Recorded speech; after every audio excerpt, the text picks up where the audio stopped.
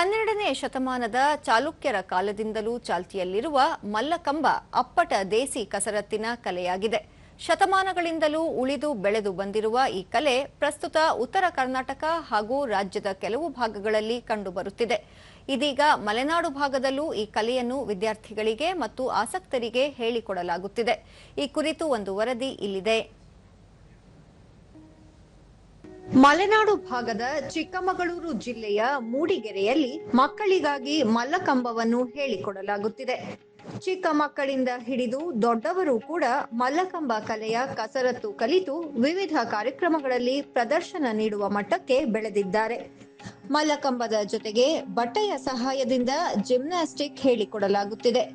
ಇದು ಈ ಭಾಗದ ವಿದ್ಯಾರ್ಥಿಗಳು ಮತ್ತು ಪೋಷಕರಲ್ಲಿ ಸಂತಸ ಮೂಡಿಸಿದ್ದು, ಮಲ್ಲಕಂಬ ಕಲೆಯನ್ನು ಸಾರ್ವಜನಿಕವಾಗಿ ಪ್ರದರ್ಶಿಸಲು ಸಜ್ಜುಗೊಂಡಿದ್ದಾರೆ. ದೂರದರ್ಶನದೊಂದಿಗೆ ವಿದ್ಯಾರ್ಥಿನಿ ವಿಜಯಲಕ್ಷ್ಮಿ ಹಿರಿಯ ವಿದ್ಯಾರ್ಥಿಗಳ ವಿಭಾಗದಲ್ಲಿ ತರಬೇತಿ ಪಡೆಯುತ್ತಿದ್ದು, ವಿಭಿನ್ನ ನೃತ್ಯ ತರಬೇತಿಗಳನ್ನು ಕಲಿಸಲಾಗುತ್ತಿದೆ. ಮಲೆನಾಡು ಭಾಗದಲ್ಲಿ ಭರತನಾಟ್ಯ, ಯಕ್ಷಗಾನ ಸೇರಿದಂತೆ ವಿವಿಧ ನೃತ್ಯ ಪ್ರಕಾರಗಳನ್ನು ಹೇಳಿಕೊಡಲಾಗುತ್ತಿದೆ. ಇದೀಗ ಮಲ್ಲಕಂಬವನ್ನು ಪರಿಚಯಿಸಿ ಈ ಬಗ್ಗೆ ತರಬೇತಿ ನೀಡುತ್ತಿರುವುದು ಮಲೆನಾಡು ಭಾಗದ ಆಸಕ್ತರಿಗೆ ಮತ್ತಷ್ಟು ಅನುಕೂಲವಾಗಿದೆ ಎಂದರು. ನಮ್ಮ ಮೂಡಿಗೆರೆಯಲ್ಲಿ ನಮ್ಮ ಮಕ್ಕಳಿಗೆ ಇವೆಲ್ಲ ಸಿಗ್ತಾ ಇರೋದು ಬಹಳ ಹೆಮ್ಮೆ.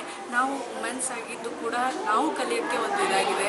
ಈಗೆಲ್ಲರಿಗೂ ಫಿಸಿಕಲಿ ಫಿಟ್ನೆಸ್ ಎಲ್ಲ ಕಡೆ ಒತ್ತು ಕೊಡ್ತಿದ್ದಾರೆ. ಅದ್ರ ಜೊತೆಗೆ ಮಲ್ಲಕಂಬ ನಮಗೆ ಬ್ರೈನ್ ಹಾಗೂ ನಮ್ಮ ಫಿಸಿಕಲಿ ಫಿಟ್ನೆಸ್ಗೆ ಒಂದು ಒಳ್ಳೆಯ ಫಾರ್ಮ್ ಆಗಿತ್ತು. ಇದು ಇಲ್ಲಿ ಇಂಟ್ರೊಡ್ಯೂಸ್ ಆಗಿದ್ದು ನಮಗೆ ಬಹಳ ಖುಷಿ. ಪೋಷಕರಾದ ಸರಸ್ವತಿ ವೃತ್ತಿಯಲ್ಲಿ ಶಿಕ್ಷಕಿಯಾಗಿದ್ದು, ಶಾಲೆಯಲ್ಲಿ ಮಲ್ಲಕಂಬವನ್ನು ಹೊಸದಾಗಿ ಹೇಳಿಕೊಡಲಾಗುತ್ತಿದ್ದು, ವಿದ್ಯಾರ್ಥಿಗಳು ನೃತ್ಯ, ಕರಾಟೆ ಕಲೆಗಳನ್ನು ಕಲಿಯುತ್ತಿದ್ದಾರೆ.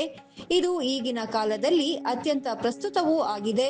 ಮಕ್ಕಳನ್ನು ಮೊಬೈಲ್ ಮತ್ತು ಟಿವಿ ಗೀಳಿನಿಂದ ಹೊರತರಲು ಮತ್ತು ಅವರು ದೈಹಿಕ ಆರೋಗ್ಯ ಕಾಪಾಡಿಕೊಳ್ಳಲು ಮಲ್ಲಕಂಬ ಕ್ರೀಡೆ ಸಹಕಾರಿಯಾಗಲಿದೆ ಎಂದು ತಿಳಿಸಿದರು. ಅತ್ಯಾಧುನಿಕ ಜಗತ್ತಿನಲ್ಲಿ ಟಿವಿ ಮತ್ತು ಮೊಬೈಲ್ಗೆ ಮಕ್ಕಳು ತುಂಬ ಒಳಗೊಂಡಿದ್ದಾರೆ. ಸೊ ಇದನ್ನು ಈ ಥರದ ವಿದ್ಯೆ ಹಾಗೂ ಕ್ರೀಡೆಗಳನ್ನು ಮಕ್ಕಳನ್ನು ಕಳಿಸೋದ್ರಿಂದ ಮಕ್ಕಳ ದೇಹದ ಒಂದು ಆರೋಗ್ಯ ಸ್ಥಿತಿ ಹಾಗೂ ಚಟುವಟಿಕೆಗಳಲ್ಲಿ ತುಂಬ ಆಸಕ್ತಿಯಿಂದ ಒಳಗೊಳ್ಳೋದಕ್ಕೆ ಒಂದು ಉತ್ತಮ ವೇದಿಕೆಯಾಗಿ ಹೊರಹೊಮ್ಮುತ್ತಿದೆ ಟ್ರಿನಿಟಿ. ದೈಹಿಕ ಶಿಕ್ಷಕ ಸುರೇಶ್ ಗೌಡ ಉತ್ತರ ಕರ್ನಾಟಕದ ಹಲವು ಭಾಗಗಳಲ್ಲಿ ಕಂಡುಬರುತ್ತಿದ್ದ ಮಲ್ಲಕಂಬ ಕಲೆ ರಾಜ ಮಹಾರಾಜರ ಕಾಲದಿಂದಲೂ ಉತ್ತಮ ಹೆಸರು ಪಡೆದಿದೆ. ಈ ವಿದ್ಯೆ ಮೂಲತಃ ಕರ್ನಾಟಕದ ವಿದ್ಯೆಯಾಗಿದೆ. ಇದೀಗ ಮಲೆನಾಡಿನಲ್ಲಿ ಮಲ್ಲಕಂಬ ಹೇಳಿಕೊಡುತ್ತಿರುವುದು ಮಕ್ಕಳಲ್ಲಿ ದೈಹಿಕ ಮತ್ತು ಮಾನಸಿಕ ಸದೃಢತೆಯನ್ನು ಕಾಪಾಡಿಕೊಳ್ಳಲು ಸಹಕಾರಿಯಾಗಿದೆ. ಜೊತೆಗೆ ನಶಿಸುತ್ತಿರುವ ಕಲೆಯನ್ನು ಜೀವಂತವಾಗಿಡಲು ನೆರವಾಗಿದೆ ಎಂದು ಹೇಳಿದರು. ಈಗಲೂ ಕೂಡ ಅದು ದಸರಾ ಉತ್ಸವದಲ್ಲಿ ಮಲ್ಲಕಂಬವನ್ನು ಪ್ರದರ್ಶನವನ್ನು ಮಾಡ್ತಾರೆ ಕೂಡ. ಹಾಗಾಗಿ ನಾನು ಕೂಡ ಈ ಮಲ್ಲಕಂಬವನ್ನು ನೋಡಿ ಖುಷಿ ಪಟ್ಟಿದ್ದೇವೆ. ಹಿಂದೆ ಬೇರೆ ಬೇರೆ ಜಿಲ್ಲೆಗಳಿಂದ ಬಂದು ಪ್ರದರ್ಶನ ನೀಡ್ತಾ ಇದ್ರು. ಆದರೆ ಈಗ ಖುಷಿ ಆಗ್ತಿರೋದು ಏನಪ್ಪ ಅಂತಂದರೆ ಮೂಡಿಗೆರೆಯ ವಿದ್ಯಾರ್ಥಿಗಳು, ಮೂಡಿಗೆರೆಯ ಮೂಲತಃ ವಿದ್ಯಾರ್ಥಿಗಳು ಇವರೇ ಒಂದು ಮಲ್ಲಕಂಬವನ್ನು ಕಲಿತು ಪ್ರದರ್ಶನವನ್ನು ನೀಡಲಿಕ್ಕೆ ತಯಾರಾಗಿದ್ದಾರೆ. ಮಲ್ಲಕಂಬ ತರಬೇತಿ ನೀಡುತ್ತಿರುವ ಜೀವನ್ 4 ವರ್ಷಗಳ ಹಿಂದೆ ಮಲ್ಲಕಂಬ ಕಲೆಯನ್ನು ಕಲಿತು ಅದನ್ನು ಮೂಡಿಗೆರೆಯಲ್ಲಿ ಮಕ್ಕಳಿಗೆ ಆಸಕ್ತರಿಗೆ ಕಲಿಸುತ್ತಿದ್ದೇನೆ. ಕಳೆದ 4-5 ತಿಂಗಳಿಂದ ಹಲವು ವಿದ್ಯಾರ್ಥಿಗಳು ಮತ್ತು ಆಸಕ್ತರು ಮಲ್ಲಕಂಬ ಕಲೆಯ ತರಬೇತಿ ಪಡೆದಿದ್ದು, ಇದೀಗ ಕಾರ್ಯಕ್ರಮ ನೀಡುವ ಹಂತದವರೆಗೂ ಬಂದಿದ್ದಾರೆ.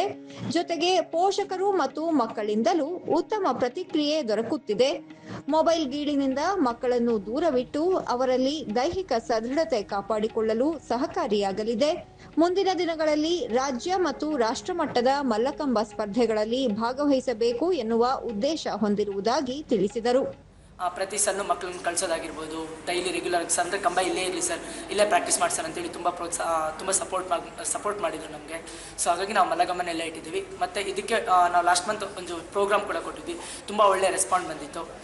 ಹಾಗೆ ಇನ್ನು ಮುಂದಿನ ದಿನಗಳಲ್ಲಿ ಈ ನನ್ನ ಮಲೆನಾಡು ಭಾಗದಲ್ಲಿದೆ, ಇಲ್ಲಿಂದ ನಾವು ಹೊರಗಡೆ ಗೇಮ್ಸ್, ಸ್ಟೇಟು, ನ್ಯಾಷನಲ್ ಈ ಥರ ಗೇಮ್ಸ್ಗಳಿದೆ, ಅದಕ್ಕೆ ಪಾರ್ಟಿಸಿಪೇಟ್ ಮಾಡಬೇಕು ಅಂತ ಯೋಜನೆಗಳನ್ನ ಹಾಕೊಂಡಿದ್ದೀವಿ. ಒಟ್ಟಾರೆಯಾಗಿ ಮಲೆನಾಡು ಭಾಗದಲ್ಲಿ ದೇಸಿ ಕಲೆಯಾದ ಮಲ್ಲಕಂಬವನ್ನು ವಿದ್ಯಾರ್ಥಿಗಳು ಮತ್ತು ಆಸಕ್ತರಿಗೆ ಹೇಳಿಕೊಡಲಾಗುತ್ತಿದ್ದು, ವಿದ್ಯಾರ್ಥಿಗಳು ಮತ್ತು ಪೋಷಕರಿಂದ ಉತ್ತಮ ಪ್ರತಿಕ್ರಿಯೆ ದೊರೆತಿದೆ.